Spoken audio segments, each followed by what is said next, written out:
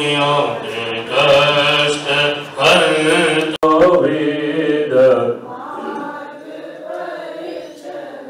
ओम भूर्भुवः स्वः तत्सवितुर्वरेण्यं भर्गो देवस्य धियो यो न प्रचोदयात्। जल के पात्र हैं आपके पास, लीजिए। आचमन करेंगे। पात्र बाएं हाथ में पकड़ लीजिए और दाहिने हाथ की हथेली में थोड़ा सा जल लीजिए और मंत्र के द्वारा आचमन।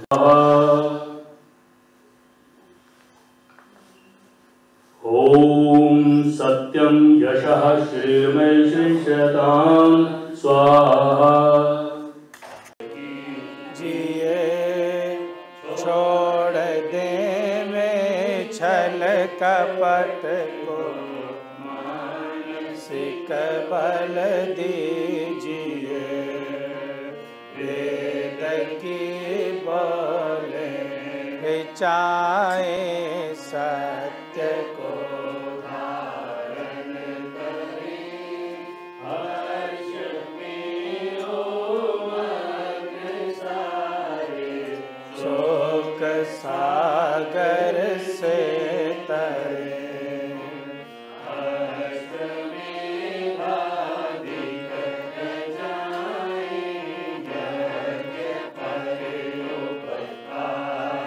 को धर्म मर्यादा चला कर लाभते संसार को। नित्य श्रद्धा भक्ति से जाति हम करते रहे।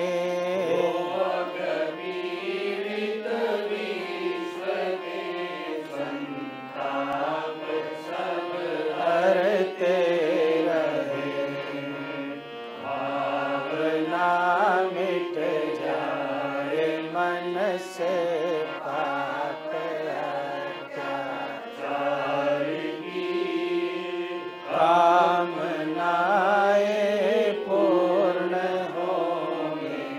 यज्ञ से नर नारी लाभकारी हो हवन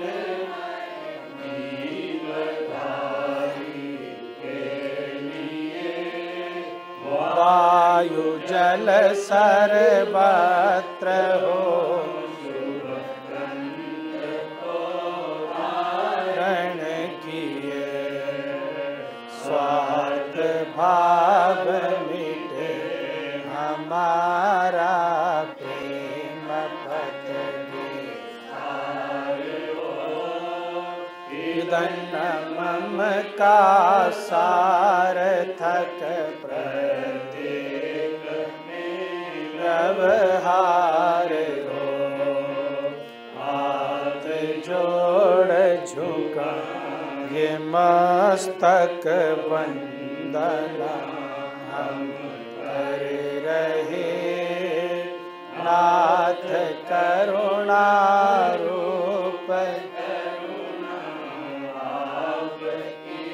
सब पर रहे।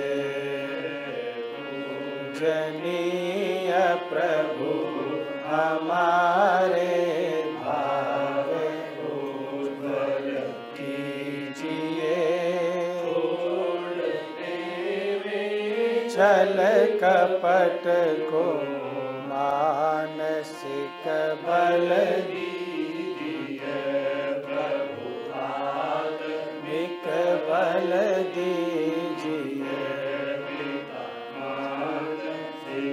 बल दीजिए।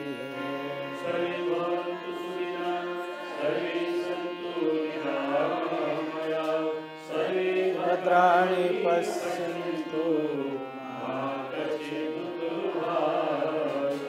सबका भला करो भगवान, सब पर दया करो दयावान।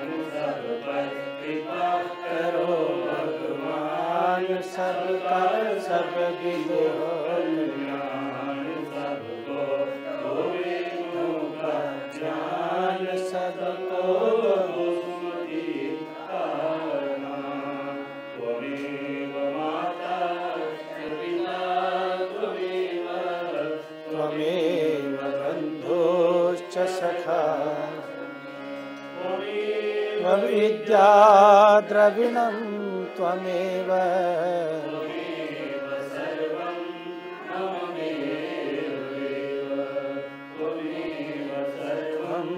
मम देव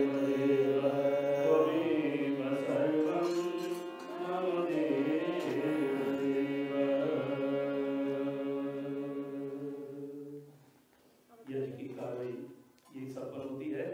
अब आदरणीय विशेष रूप से आचार्य जी हमारे बीच में बता रहे हैं, आप इनके विचार सुनेंगे। आदरणीय आचार्य वो दो ही तो चल ही नहीं रहा। माइक दो यार। हाँ वो कर देता हूँ मैं। नमराज ये माइक सेट कर दिला के यार। ये आचार्य जी इसके ना ये छोटा है थोड़ा सा। ओम नमराज माइक सेट कर दे। इसमें आवाज थोड़ी मैं कम है। मैं कर देता हूँ। आ जाएगा। अब शांति से इतनी दूर से आए का प्रवचन सुना। लंबा श्वास भरिए। ओ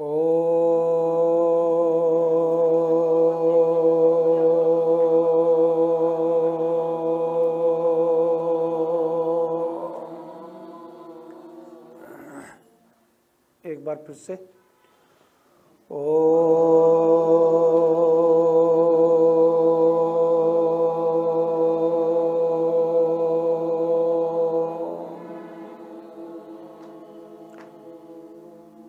एक बार पुनः ओ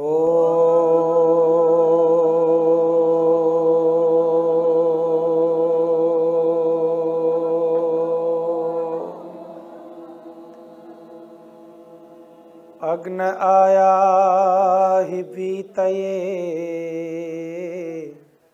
गृणानो हव्यदातये निहोता सत्स्य बर्हिषि।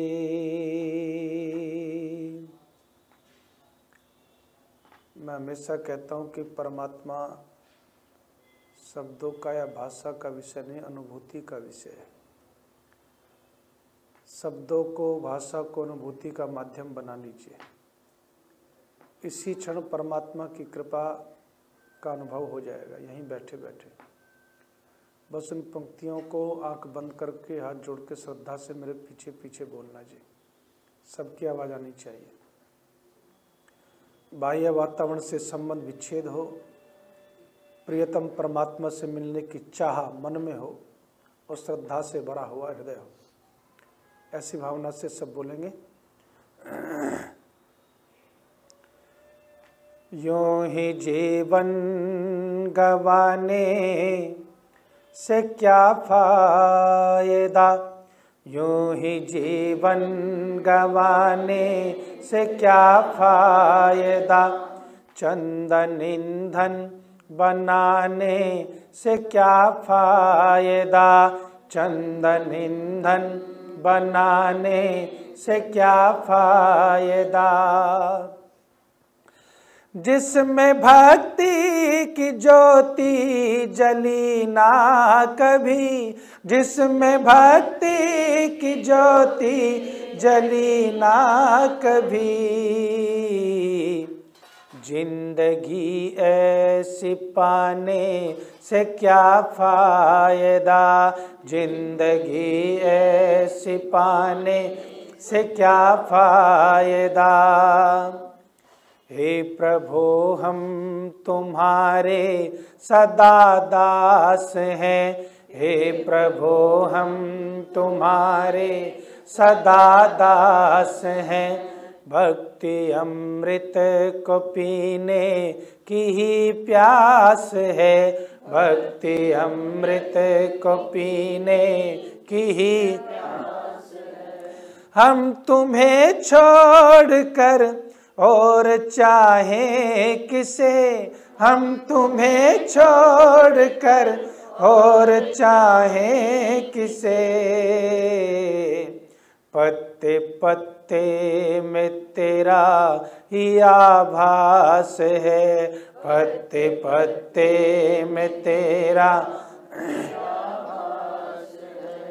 मैं भटकता रहा झूठी आशा लिए, मैं भटकता रहा झूठी आशा लिए, और जलाता रहा आरती के दिए, और जलाता रहा आरती के।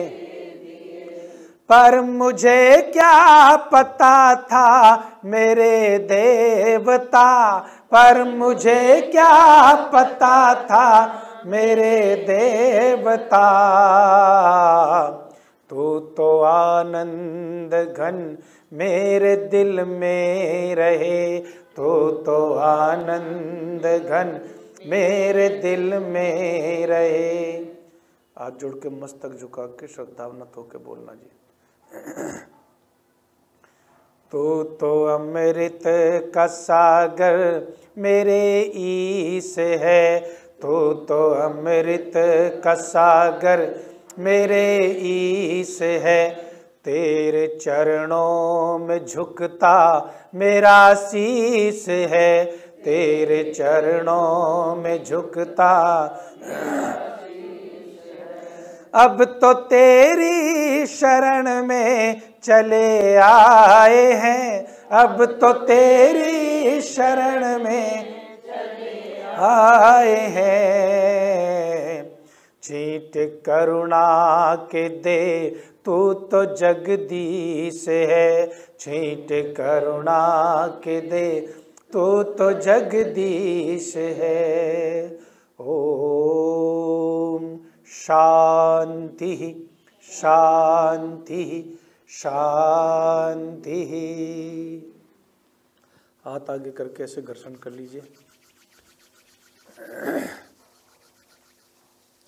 गरम नरम हथेलियों को कोमल आंखों पर लगाइए, धीरे से आंखें खोलिए।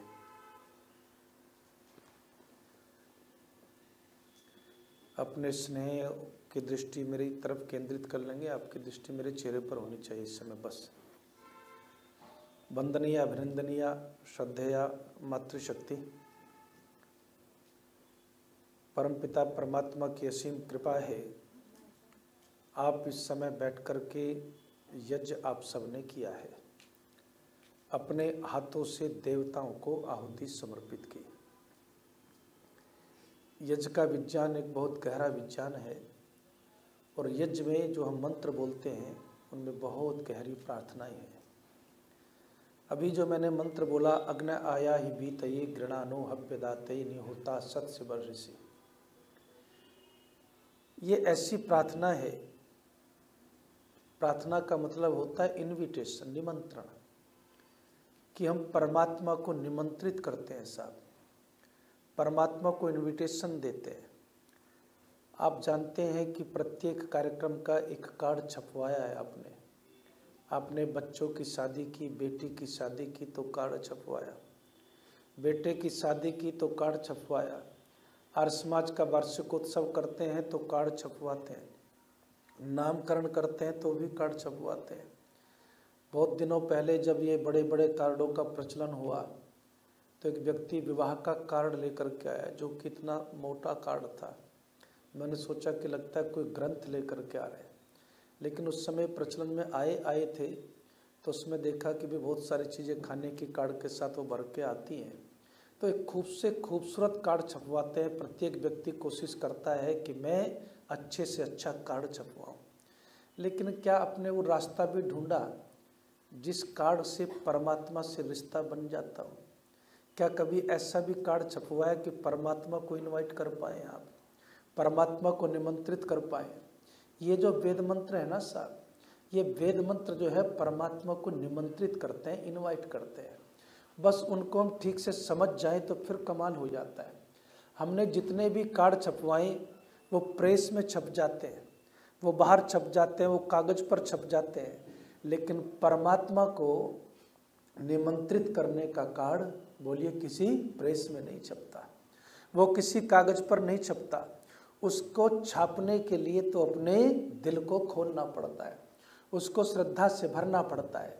तो हम परमात्मा को जो है कैसे निमंत्रित करते हैं, इस वेद के मंत्र में बहुत खूबसूरत प्रार्थना है। देखिए, प्रार्थना को एक बात मैं आपको समझाना चाहता हूँ पहले ही। एक होता है स्वागत और एक होता है, बोलिए थोड़ा मेरे साथ लगे तो चेतना बनी रहेगी, हार्दिक स्वागत।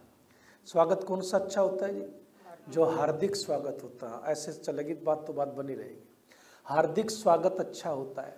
एक होता है अभिनंदन और एक होता है हार्दिक अभिनंदन। इसलिए जब भी आप कुछ लिखते हैं, कभी कभी बड़े बड़े समारोह होते हैं तो क्या करते हैं, आपका हार्दिक अभिनंदन करते हैं। उसी तरह से एक होती है प्रार्थना और एक होती है हार्दिक प्रार्थना। हमने प्रार्थना तो फिर भी थोड़ी बहुत करनी सीख ली, लेकिन हार्दिक प्रार्थना नहीं की।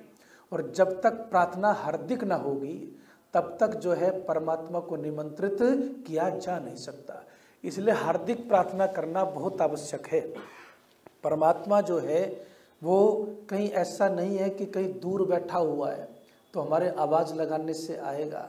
परमात्मा तो सर्वत्र है, लेकिन हम उसकी अनुभूति के तल तक पहुंच नहीं पाते। हमने कभी हार्दिक प्रार्थना की नहीं, जो भी बोला गले से बोल लिया, जो भी कहा गले से कह लिया, और उसको हम समझ लेते हैं कि शायद पूरा काम हो गया। लेकिन जैसे जैसे आप प्रार्थना में डूबते जाते हैं, जैसे जैसे प्रार्थना में आपका हृदय जुड़ता जाता है, वैसे वैसे प्रार्थना कमाल की होती जाती है साहब। और वेद का ये मंत्र आपको यही सिखा रहा है। कहता अग्नि आया ही पीतये, कि हे प्रकाश स्वरूप परम पिता परमात्मा। आनंद आएगा आपको, एक एक शब्द जरा दिल में जाने दीजिए कि हे परम पिता परमात्मा, तुम प्रकाश स्वरूप हो, आ जाओ। तुम आ जाओगे तो मेरे जीवन से भी बोलो अंधेरा छट जाएगा। कब से खोजता हूँ, कब से ढूंढता फिरता हूँ तुम्हें, पता नहीं तुम कहाँ बैठे हुए हो। मैं कब से खोज में लगा हुआ हूँ, ढूंढ रहा हूँ, पता नहीं कहाँ कहाँ भटकता हूँ, लेकिन तुम हो कि मेरी प्रार्थना सुनते ही नहीं हो। परमपिता परमात्मा आ जाओ, सदियों से भटक रहा हूँ, तुम्हें बुलाना चाहता हूँ, तुम्हें आमंत्रित करना चाहता हूँ, तुम्हें मैं भी अपने घर में बैठाना चाहता हूँ। तुम आ जाओ तो तुम्हारी कृपा हो जाए तो मेरे जीवन से भी अंधेरा छटेगा जी। जब ये प्रार्थना करता है, देखिए एक बात तो मैं आपको समझाऊं कि परमात्मा के स्वरूप को थोड़ा सा समझ करके चलते हैं। कहते हैं कि एक दिन सूर्य की एक किरण ने दूसरी किरण से पूछा कि ये बताओ कि क्या तूने सूर्य को कभी देखा है? मैंने तो सुना है कि सूर्य में बड़ा प्रकाश होता है, बड़ी रोशनी होती है, बड़ा उजाला होता है, उसके सामने तो अंधकार टिकता ही नहीं। तूने सूर्य को कहीं देखा है क्या?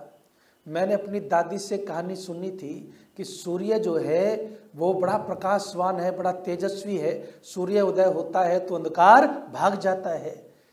तूने उसको कहीं देखा? वो किरण क्या कहती है कि देखा तो मैंने भी नहीं, लेकिन मैंने भी अपनी दादी से कहानियां सुनी है साहब। समुद्र में तैरती हुई एक मछली जो है अपनी दूसरी सहेली मछली से कहती है कि क्या तूने कहीं समुद्र को देखा है? समुद्र में सुना है कि बहुत पानी होता है, समुद्र में पानी सूखता नहीं, अथाह जल राशि है। क्या तूने कभी समुद्र को देखा है? मेरी दादी कहानियां सुनाया करती थी कि समुद्र में बहुत पानी है, इधर उधर भटकने की आवश्यकता नहीं, समुद्र में जाओ तो पानी की कभी कमी नहीं होगी। उसकी सहेली क्या कहती है पता है? वो कहती है कि बस मैंने भी तेरी तरह कहानियां सुनी, मैंने भी आज तक समुद्र को कहीं देखा नहीं। यद्यपि दोनों समुद्र में ही हैं, लेकिन फिर भी क्या कहती हैं कि कहानियां सुनी है, समुद्र को कहीं देखा नहीं है। ऐसे हम भी सब कहानियां सुनते हैं, लेकिन परमात्मा से हमारा कनेक्शन बन नहीं पाता। परमात्मा कहानियों से मिलता नहीं, परमात्मा तो साधना से, प्रार्थना से मिलता है। और प्रार्थना, आप ये मत सोचिए कि प्रार्थना लाल कपड़े कर वालों को ही आती है या धोती पहनने वालों को ही आती है। घर में बैठा हुआ व्यक्ति भी जिस दिन परमात्मा से दिल से प्रार्थना करता है ना, तो घर में ही कनेक्ट कर लेता है, वो घर में ही योगी हो जाता है, घर में ही वो याज्ञिक हो जाता है। लेकिन वो प्रार्थना दिल से हो। जब भी आप प्रार्थना करें, मैं ये कहता हूँ कि आप सबसे शक्तिशाली सर्वंतर्यामी परमपिता परमात्मा को निमंत्रित कर रहे हैं, तो उसी लेवल पर प्रार्थना भी तो जाकर के करनी पड़ेगी ना। उसी प्रकाश पुंज के स्तर पर जाकर के आपको चेतना को अपने संभालना है, प्रार्थना करनी है।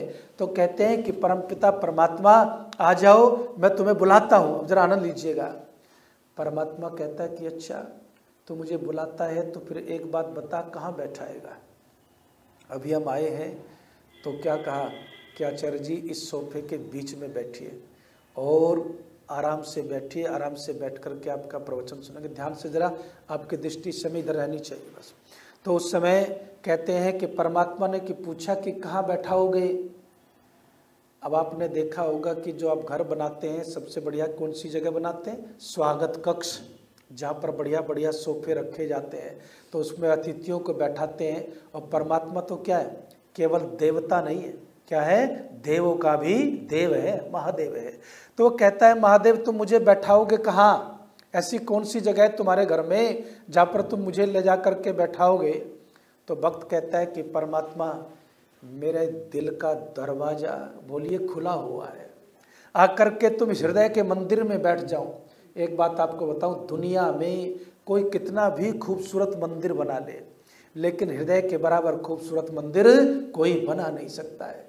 तो परमात्मा से कहते हैं हृदय का मंदिर जो तेरा ही दिया हुआ है ना, इसी में आकर के परमपिता परमात्मा तुम बैठ जाओ, इसी में आकर के विराजमान हो जाओ। परमात्मा कहता है कि चल ठीक है, जब तू इतनी कोशिश कर रहा है तो फिर मैं भी तेरी प्रार्थना बोलिए सुन ही लेता हूँ, मैं भी तेरी प्रार्थना सुन लेता हूँ और मैं आकर के तैयार हूँ साहब, मैं तैयार हूँ, मैं तेरे हृदय रूपी मंदिर में बैठ जाऊंगा। आप जितने ध्यान से सुन रहे उतने ध्यान से बस इसको अंदर जाने देना, इसको याद रखना। संस्कारों के रूप में भी अगर कोई मंत्र चला जाए ना तो पूरी जिंदगी बदल देता है। तो कहता है कि मैं आऊँगा, लेकिन अब एक बात बता कि तूने इसकी सफाई कर ली?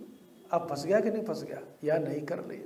परमात्मा पूछता है कि ठीक है मैं आने के लिए तैयार हूँ, लेकिन ये बता तूने इसकी सफाई की या नहीं की?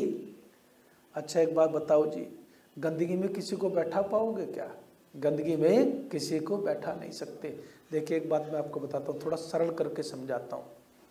एक दिन में वैसे ही चला गया, मैंने सोचा कि घर से ऑर्डर हुआ कि सोफे ले आओ, तो मैं मॉल में घूमने चला गया। कभी कभी वक्त मिलता है, वैसे तो मिलता नहीं, तो मैंने वैसे ही जा कर के पूछ लिया उस समय सोफे का रेट। तो उस समय 8-10 साल पहले उसने मुझे बताया कि 1.5 लाख का है ये। तो मैं तो अपना चुपचाप दूसरी तरफ निकल गया। सोफे तो बड़े बड़े महंगे भी हैं और बड़े सस्ते भी हैं, जैसा जिसका बजट हो वैसा खरीद सकता है। लेकिन आप दिल पर हाथ रख करके माताओं आप बताना कि आपके सोफे 5 लाख के 10 लाख के हैं और स्वागत कक्ष में आपने उनको रखा हुआ है बड़ा सजा करके, पर्दे भी बहुत बढ़िया लगा रखे हैं आपने, खिड़कियां भी बहुत बढ़िया लगा रखी हैं और कालीन भी बहुत बढ़िया बिछा रखा है। लेकिन आप क्या करते हैं, आप क्या करते हैं कि न तो कभी झाड़ू लगाते, न कभी डस्टिंग करवाते, न कभी खिड़कियां खोलते, न कभी पर्दे बदलते और न ही कभी सफाई होती। तो वो सोफे बैठने लायक रहेंगे क्या? बोलो तो सही, बैठने लायक नहीं रहते। वो सोफे बैठने लायक नहीं, बेशक वो कितने भी महंगे हो। और दूसरी तरफ सोफे साधारण से हैं जी, लेकिन रोज डस्टिंग होती है, रोज पोछा होता है, रोज खिड़कियां खुलती हैं, रोज सफाई होती है। तो साधारण सोफे भी कैसे हो गए? बैठने लायक हो गए, वो भी शुद्ध रहते हैं, वो भी पवित्र रहते हैं। तो परमात्मा ये पूछता है कि तू मुझे बुलाता तो है, तो क्या तू मुझे बैठाएगा हृदय में? जहाँ बैठाना चाहता है वहाँ सफाई कर ली कि अभी भी गंदगी भरी पड़ी हुई है? अब चक्कर में पड़ गया। अब जो उत्तर देता ना बस वो गदगद कर देगा आपको। वो कहता है कि परमपिता परमात्मा, इतनी मेरी औकात है नहीं कि मैं उसको साफ कर सकूं। देखो भाव समझिएगा, अलंकार है वेद का। क्यों?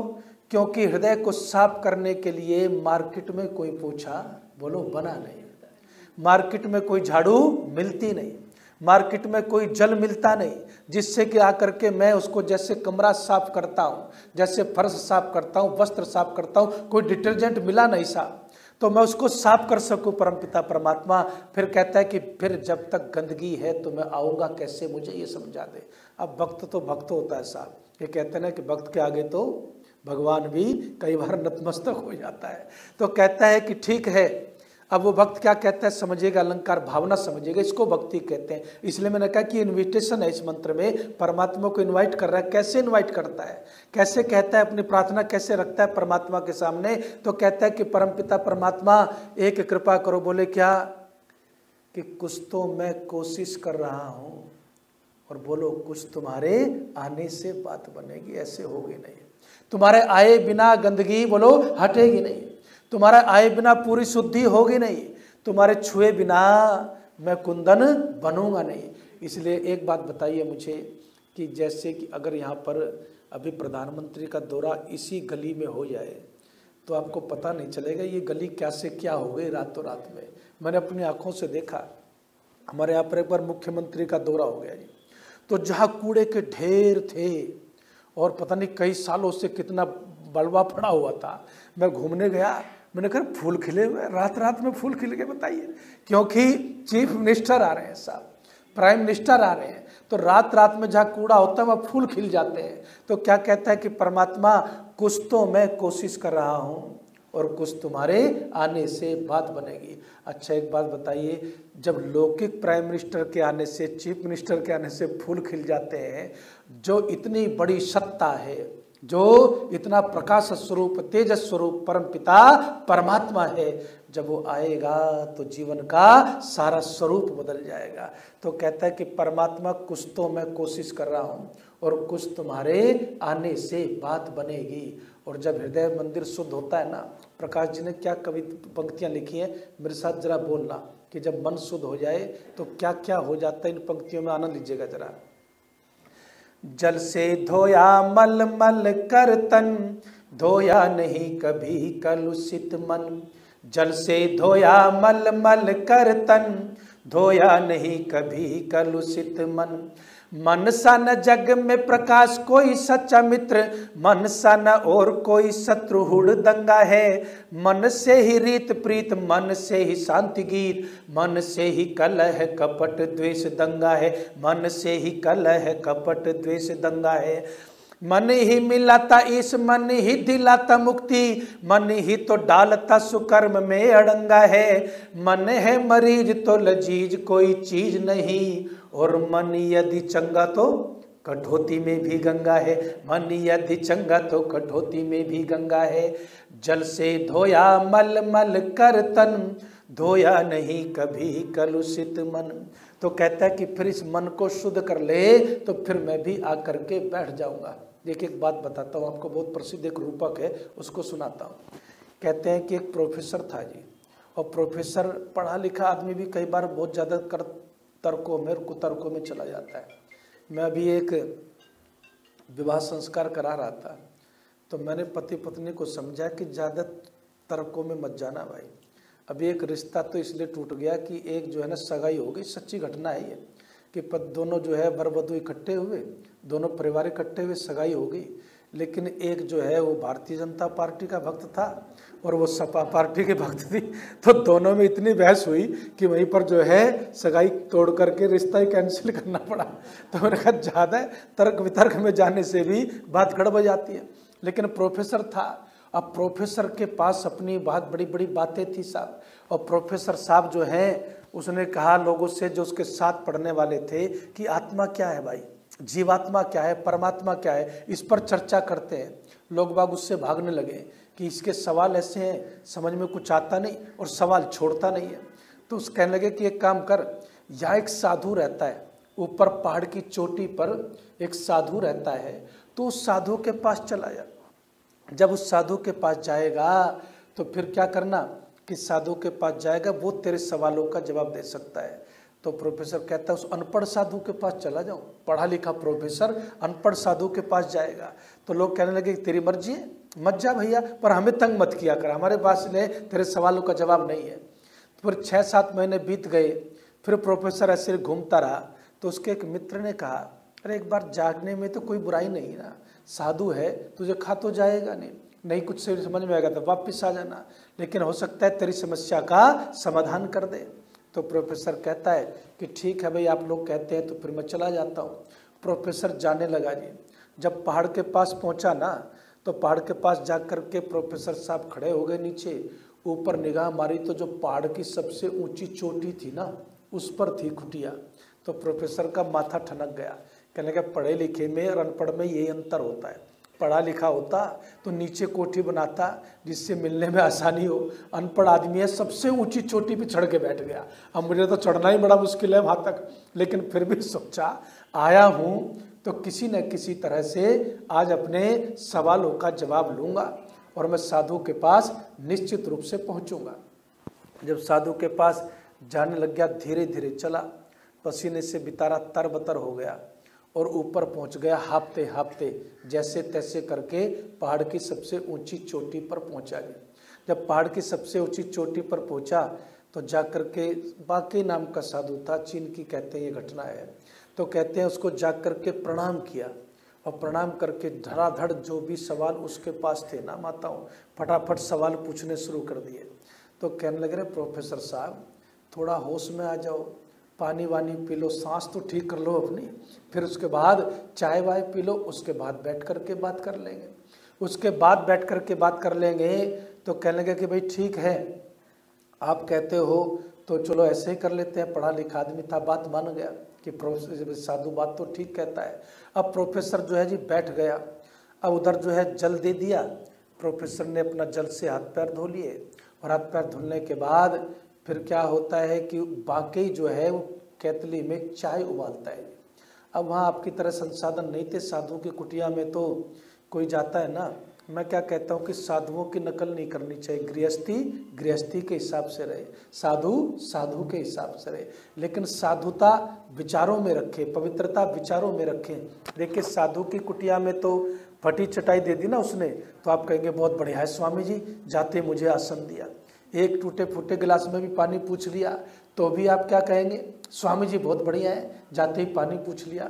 अपने घर में वही काम करके देखना तो लोग क्या कहेंगे, अरे भैया वहाँ नहीं जाएंगे भाग्य से, फटा वासन दे दिया, टूटे फूटे गिलास में पानी दे दिया। तो गृहस्थ में और साधु में अंतर होता है। जो गृहस्थी साधु बनने के पीछे पड़ जाता है अपनी गृहस्थी का नुकसान कर लेता है, और जो साधु ज्यादा गृहस्थी में घुसता है उसका साधुत्व भी धीरे धीरे नष्ट होने लगता है। इसलिए ऋषिदांत के जीवन को देखिए, दूसरे लोगों के जीवन को देखिए कि किस तरह का जीवन रहा। तो साधु ने वहाँ पर तो एक ही कैतली थी, एक आध कप रखा हुआ था, उसी कैतली में चाय उबलती, उसी से सर्व हो जाती। तो साधु जो है चाय उबाली और प्रोफेसर के हाथ में माताओं कप दे दिया। जब प्रोफेसर के हाथ में कप दे दिया, खोलती हुई चाय जो है कप में उड़ेलनी शुरू कर दी। जब खोलती हुई चाय कप में उड़ेली तो कप ऊपर तक भर गया। अब प्रोफेसर जो था ना वो जोर से चिल्लाया, वो समझ गया, वो कहने लगा कि हो ना हो अच्छे पागल से पल्ला पड़ा है आज जो है ठीक ठाक नीचे जाने नहीं देगा। और जोर से चिल्लाया। क्या चिल्लाया, अरे साधु जी आपको दिखता नहीं है क्या, इस कप में कोई जगह नहीं है, आप फिर भी चाय डाले जा रहे। वहीं हाथ रुक गया, अभी चाय बाहर निकलती हाथ रुक गया। और जब हाथ रुक गया तो प्रोफेसर की बात सुन करके बाकी ने बहुत कमाल की बात कही। बाकी कहता है कि प्रोफेसर साहब एक बात बताओ, इतने सारे सवाल लेकर के आ गए, इनका उत्तर रखने की, बोलो तो सही, कहीं जगह है क्या तुम्हारे मन में? इनका उत्तर रखने की कहीं जगह है तुम्हारे मन में, जो इतने सारे सवाल लेकर के आ गए? पढ़ा लिखा आदमी को समझाना आसान होता है। वैसे जब ये बात कही तो गहरी चोट थी, तो प्रोफेसर थोड़ा सा हिला। प्रोफेसर जो है चाय भी वहीं रख दी और हाथ जोड़ करके कहने लगा कि मैं चलता हूँ साहब, और मैं फिर वापस आऊँगा। कहने लगा कब वापस आएगा? कि वापस तब आऊँगा जब मेरा मन बोलो खाली हो जाएगा। जब मेरा मन खाली हो जाएगा फिर से आपके पास आऊँगा, फिर से प्रश्न पूछूंगा, फिर से आपसे उन प्रश्नों के उत्तर लूँगा। जब ये बात प्रोफेसर जो है नीचे उतरता हुआ कहता है तो उस समय कहते हैं प्रोफेसर को समझाते हुए बाकी कहते हैं कि प्रोफेसर साहब एक बात और सुनते जाओ। बोले क्या? कि जिस दिन मन खाली हो गया तो फिर यहाँ आने की बोलो जरूरत ही नहीं पड़ेगी, घर में बैठे बैठे ही ज्ञान का दीप जल जाएगा। तो परमात्मा जब भाई ये कहता है कि शुद्धि कर ली कि नहीं कर ली, शुद्धि कर ली हो, सफाई कर ली हो तो फिर मैं आ जाऊं। जिस दिन दीप जलता है ना, दुकान में बैठे बैठे जल जाता है। कितने ऐसे लोग मिलेंगे आपको, पढ़िए महापुरुषों का जीवन, उनको कहीं जाने की जरूरत नहीं पड़ी। कोई सूत कात रहा है, आप गुरु नानक जी की भूमि पर बैठे हैं, पढ़िए उनका इतिहास। वो तो गेहूं तोलते तोलते ही जो है कहीं से उनको ईश्वर की कृपा मिल जाती है, कुछ जाग जाता है, अंदर कुछ बदल जाता है। क्यों? सिर्फ इतना ही तो कहा, 13वीं तेरी गिनती है ना, पंजाबी में क्या हो जाता है, 13 का 13 हो जाता है। इतना ही तो कहा, बस 13 से आगे गिनती बढ़ी नहीं साहब, 14वां आया ही नंबर। क्या कहा कि जो कुछ है बोलो सब तेरा है, बस खत्म बात। एक ही सूत्र से जिंदगी की धारा बदल गई। क्यों बदल गई? इसलिए बदल गई क्योंकि उसमें हृदय पवित्र हो गया साहब। मन चंगा तो कठौती में गंगा। अब जो है परमात्मा कहता है कि मैं तो आना चाहता हूँ, मैं बैठना चाहता हूँ। तो भक्त कहता है कि परमात्मा फिर देरी किस बात की है, आ जाओ ना, आकर के मेरे हृदय के मंदिर में बोलो विराजमान हो जाओ। तो परमात्मा कहता है कि चल ठीक है, तेरी बात मान लेता हूँ, मैं आ भी जाता हूँ, विराजमान भी हो जाता हूँ, नाश्ता भी तो करूँगा। है जी, किस लिए बुला रहा है मुझे? आप अगर किसी को बुला रहे हो तो कोई पर्पज भी तो होता है कि नहीं होता है, कि मुझे किस लिए बुला रहा है तू, मुझे किस लिए बुला रहा है, मुझे क्या है तेरे पास जो तू मुझे देना चाहता है। घृणानो हव्य दाते, तो कहता है परमात्मा मैं हवि देना चाहता हूँ, मैं तुम्हें कुछ देना चाहता हूँ, कुछ समर्पण करना चाहता हूँ। तो परमात्मा कहता है कि ये बता कि तेरे पास है क्या जो तू मुझे देगा। एक बात बचाओ, मुझे दिल पे हाथ रखा, बहुत ध्यान से सुनने, जरा इस बात की गहराई को पकड़ना, तो फिर आनंद आएगा आपको। आपके घर पे अतिथि आया, और अतिथि आया आपने चांदी के बर्तन रखे साफ करके, और चांदी का गिलास रखा, चांदी की थाली रखी, लेकिन भाई अतिथि के सामने खाली चमकती हुई थाली रख दी, चमकते हुए क्या रख दिए, जो है बर्तन रख दिए। आपने हृदय को साफ तो किया, लेकिन हृदय को भरना भी तो जरूरी है कि नहीं है? अब इस बात को पकड़िए, हृदय को भरना भी जरूरी है। हम लोग क्या करते हैं, वो एक गलती थोड़ी सी समझाऊंगा इसको भी, लेकिन थोड़ा सा पहले और सरल करता हूँ। सरल ये करता हूँ कि आपके घर में अतिथि आया, और अतिथि आया, बर्तन खूब चमकते हुए हैं, कुर्सियाँ खूब बढ़िया, सोफे खूब बढ़िया, थाली खूब बढ़िया, लेकिन न उसमें खीर आई, न उसमें हलवा आया, न उसमें रोटी आई, न उसमें दाल आई। अच्छा दिल पे हाथ रख के बताओ, अतिथि दोबारा आएगा जी? हैं? अतिथि क्या कहेगा, वह बर्तन तो खूब अच्छे हैं लेकिन आता कुछ नहीं, मुझे वहाँ जाने की जरूरत नहीं है, आता कुछ नहीं है। तो इसलिए अतिथि क्या करेगा, वापस लौट करके नहीं आएगा। हम भी सब क्या करते हैं, पहले तो मंजते नहीं, और मंज जाते हैं तो भरते नहीं है, और भरना बहुत जरूरी है। अच्छा खाली बर्तन क्या करता है जी?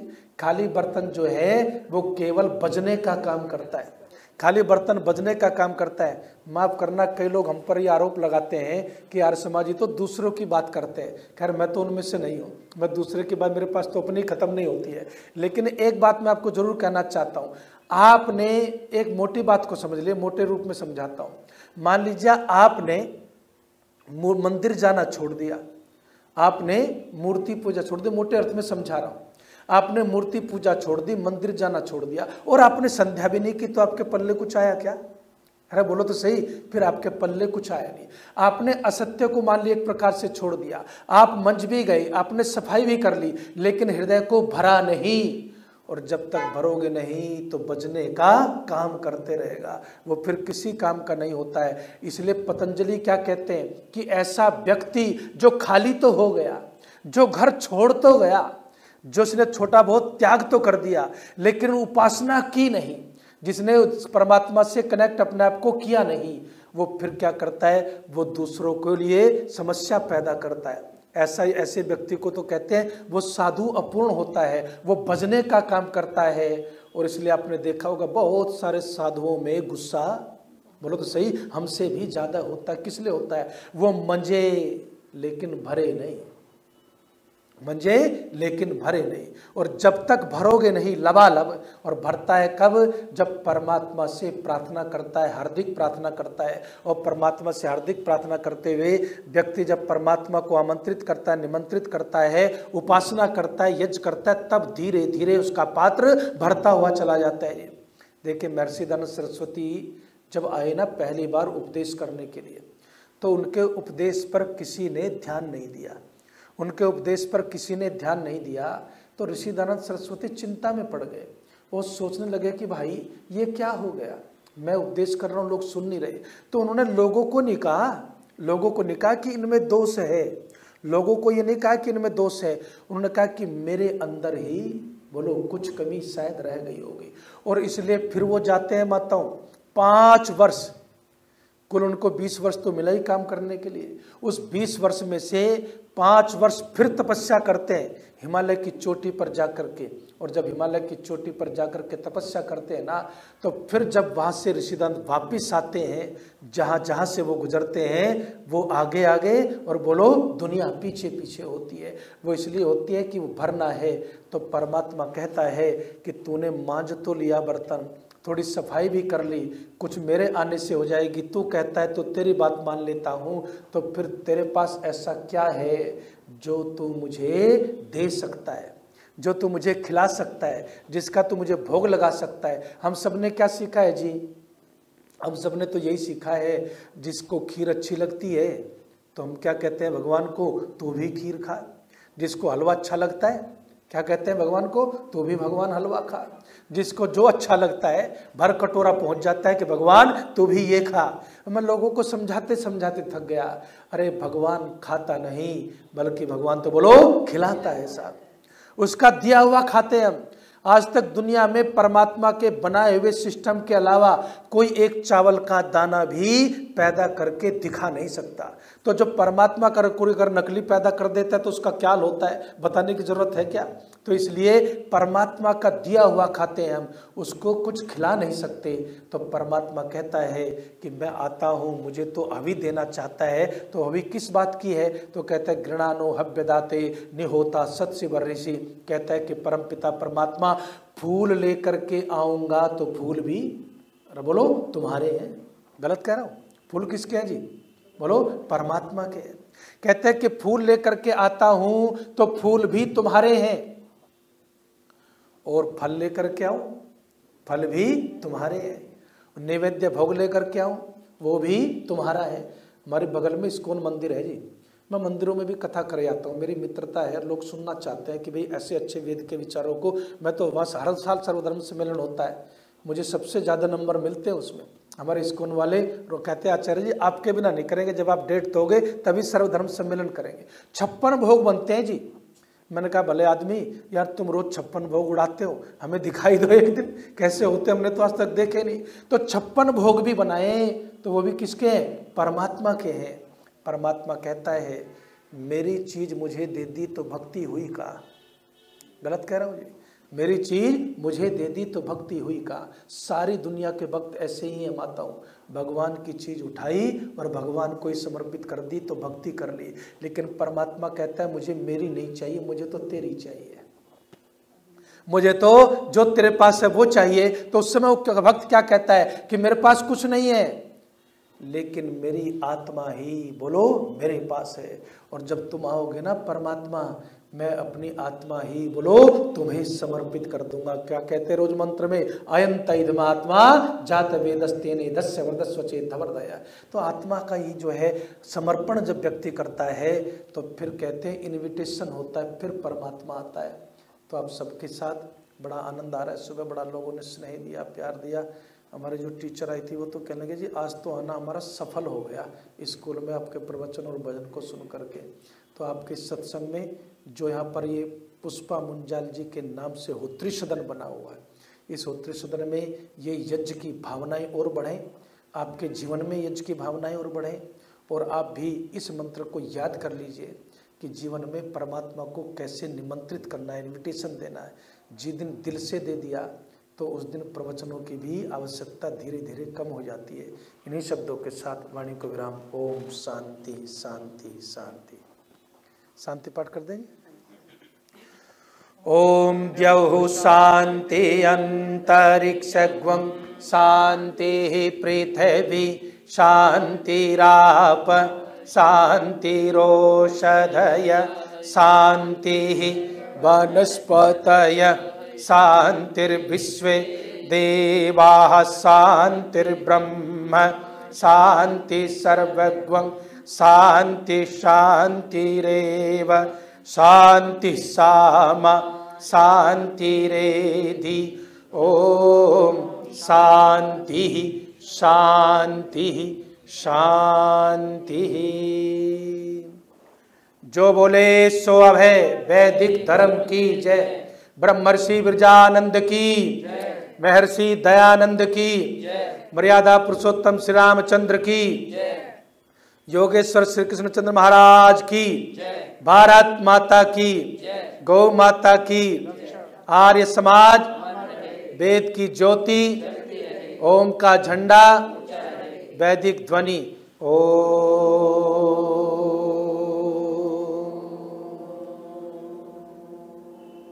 वैदिक अभिवादन सभी को सादर नमस्ते। सर जी इनको सबको बता दो कि आज शाम सवेरे वहाँ पर प्रवचन है। देखिए, सुबह आज हमने श्रद्धा पर बोला, अब थोड़ा सा आपको भक्ति क्या थोड़ी झलक दिखाइए कि कैसे मंत्रों को समझा जाता है।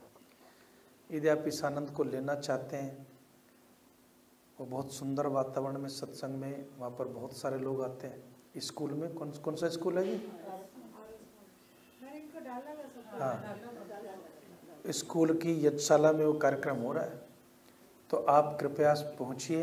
सुबह 8 से 10 है और शाम को 8 से 9। तो कृपया सब सादर आमंत्रित हैं, आप वहाँ पर जरूर पहुँचिए, आपको बहुत अच्छा लगेगा। धन्यवाद। 8 से 9 का मतलब है 8 बजे शुरू हो जाएगा, 9 से खत्म हो जाएगा। 9 से कुछ खत्म हो जाएगा। आज भी सवेरे 8 बजे से 10 बजे तक। हाँ बिल्कुल, समय पे शुरू, समय पे समाप्त।